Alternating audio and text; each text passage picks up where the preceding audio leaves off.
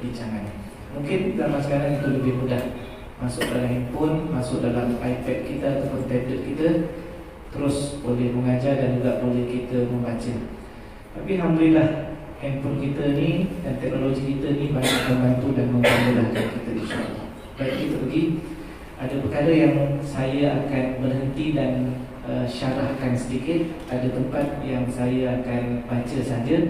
Kalau tuan-tuan ada kemusykilan boleh tanya, sama ada tanya terus ataupun kemudian ataupun tak tanya terus. Apa tak apa tu masih.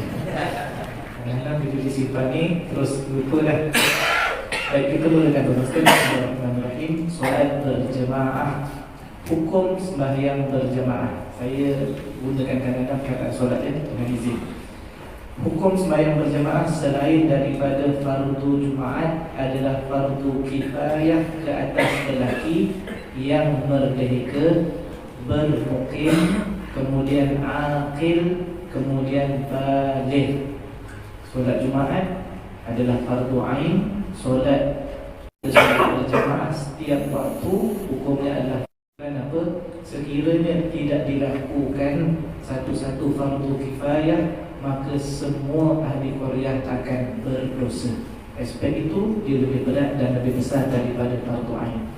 Apa kata kita betulkan set pemikiran dan kefahaman kita, asyik-asyik kita kata bila orang yang dah buat kira okeylah ustaz. Kenapa kita tidak meletakkan satu kaedah berfikir, biarlah kita buat supaya orang lain tak payah buat. Jadi kalau ini dapat diterapkan, insya-Allah lebih ramai akan melakukan fardu kifayah. Seterusnya, adalah lebih afdal berjamaah di masjid bagi orang lelaki dalam keadaan biasa fardu kifayah, dan ada orang melakukan solat itu berjamaah di masjid dalam keadaan biasa orang lain yang sudah gugur kewajipan ataupun gugur dosa, maka orang lelaki lebih afdal solat berjemaahnya di masjid. Seterusnya, sembahyang jemaah bagi fardu Jumaat adalah fardu ain. Ia tidak terhasil jika seseorang itu mendapati kurang daripada satu rakaat. Apa ceritanya kat sini?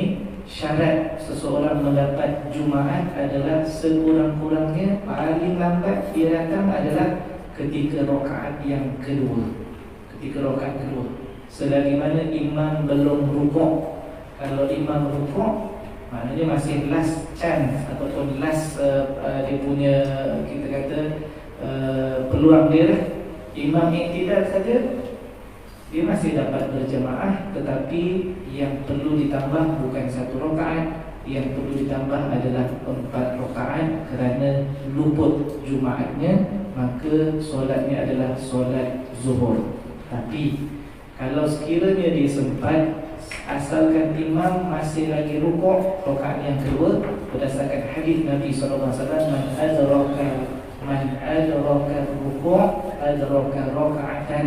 Siapa yang sempat rukuk bersama dengan imam, maka dikira dapat rakaat itu. Baik, bila dapat, maknanya iktidal sama dengan rukuk, sempat iktidal, dia pun iktidal, sujud pertama, sujud kedua, imam tahiyat akhir, bagi salam, dia bangun. Yang ini memadai ataupun hukumnya adalah Jumaatnya dapat dan hanya tambah satu rakaat sahaja, satu rakaat. Boleh, itu maksudnya mendapati, maknanya tidak terhasil jika seorang itu mendapati kurang daripada satu rakaat. Kalau dapat, mafhum mukhalafahnya kira dapatlah Jumaat. Kelebihan sembahyang berjemaah dikira berhasil apabila terdapat seorang imam dan seorang makmum yang sempat bersama-sama imam sebelum imam memberi salam yang pertama, walaupun makmum tidak sempat duduk bersama imam. Ini pula solat berjemaah, Masya Allah, begitu besar fadilat. Dalam hadis Nabi kata, iaitulah 25 darajah, ataupun riwayat kedua 27 darajah. Salatul jama'ati tafdulu min salatil fardhi bi 27 darajah wa fi riwayatin bi 25 darajah. Sembahyang berjemaah itu lebih afdal berbanding dengan solat seorang diri dengan gandaan 25 darajah ataupun 27. Bila akan dapat pengertian, sama ada takbiratul ihram sempat ataupun rakaat kedua ke, kalau sembahyang isyak rakaat keempat ke, asalkan saja imam belum salam. Salam yang mana? Salam yang pertama. Kerana salam yang kedua sunat. Kita masuk masbuk ini masbuk sungguh lah tuan sekalian. Bukan masbuk biasa ni. Ini masbuk sungguh.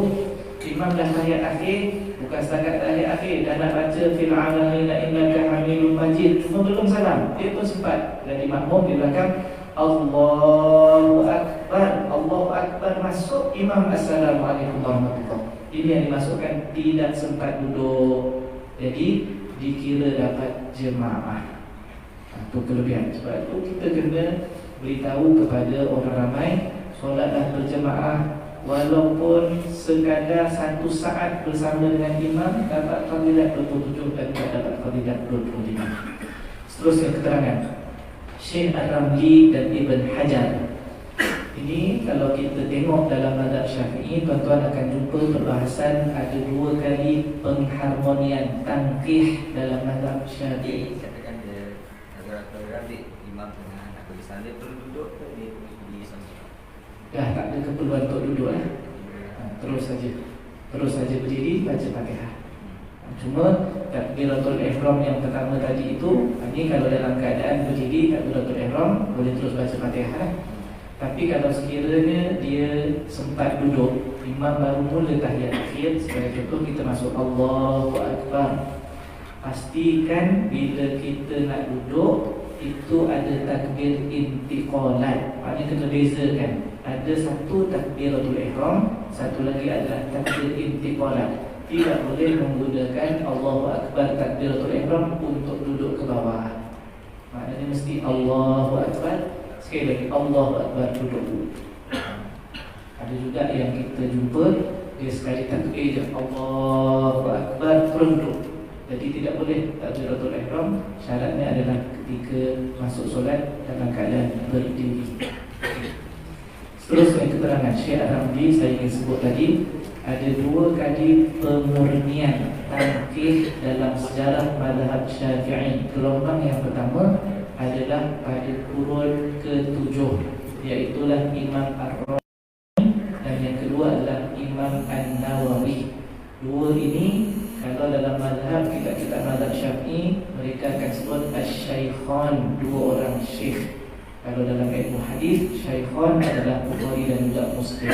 Sekarang Imam Ramli dan Ibn Hajar ini merujuk kepada tangkih al-thani, iaitu pengharmonian mazhab Syafi'i gelombang kedua, iaitu kurun ke-10 ataupun ke-9.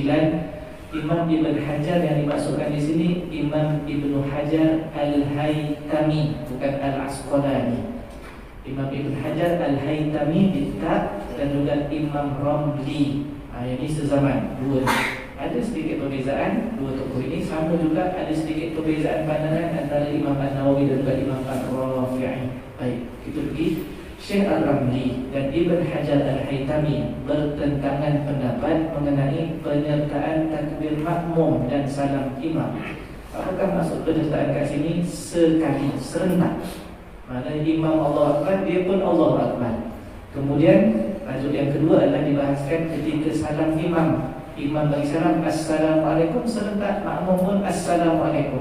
Baik, ini maksud penyertaan.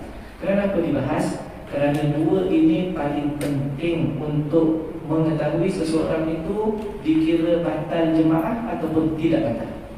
Adapun ketika nak rukuk, ketika nak sujud, sama tak apa. Tapi 2 ni, salam dengan takbiratul ihram, ada 2 pendapat.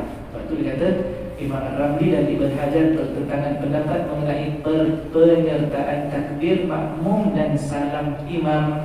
Syekh Ar-Ramli berpendapat bahawa sembahyang makmum tersebut tidak terhasil secara berjamaah dan tidak secara individu. Maknanya jemaahnya batal, solatnya juga batal.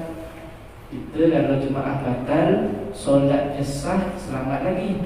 Sekarang ni pendapat Imam Ar-Ramli, berjemaahnya itu tidak terhasil, solat individunya juga tidak terhasil.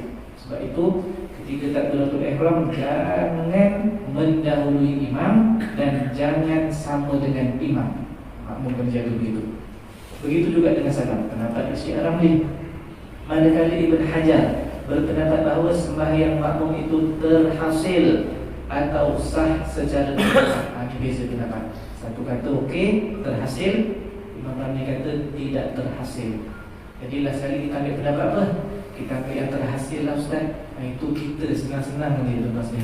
Dia ada dia punya SOP-nya, kena tengok pendapat yang muktamad lah nanti. Jadi sebahagian ulama mutaakhirin pula menyebut lebih baik ambil yang lebih dipanggil ahwat, ataupun kita kata ihtiyat, lebih berhati-hati, dengan maksud ambil yang lebih berat. Ambil yang lebih berat iaitu pendapat Syekh Ar-Ramli.